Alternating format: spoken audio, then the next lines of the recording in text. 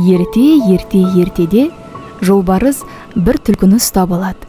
Түлкі құйрығын бұлғаңдатып, тұмсығын жоғары көтеріп: «Мені жей алмайсың, мен осы орманға қожалық етуге келгенмін», дейді. Жолбарыс түлкіге олай бір, бұлай бір қарап, сенбей: «Мүмкін емес», дейді. «Сенбесең, менімен бірге орманға жүр. Ондағы барлық аңдардың менен қалай қорқатынын өз көзіңмен көресің», дейді түлкі. Жолбарыс бұған келсет. Түлкі жолбарыстың алдына түсіп паңдана жүріп отырады. Жолбарысты көріп аңдар мен құстар зәресі ұшып, тым-тұра қайқашады. Ұялары мен індеріне тығылады, аспанға ұшады.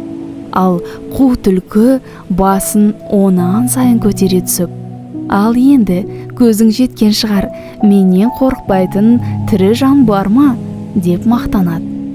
«Иә, сен шынында да айбырлы екенсің», деп алданған жолбарыс жайына кетіпті.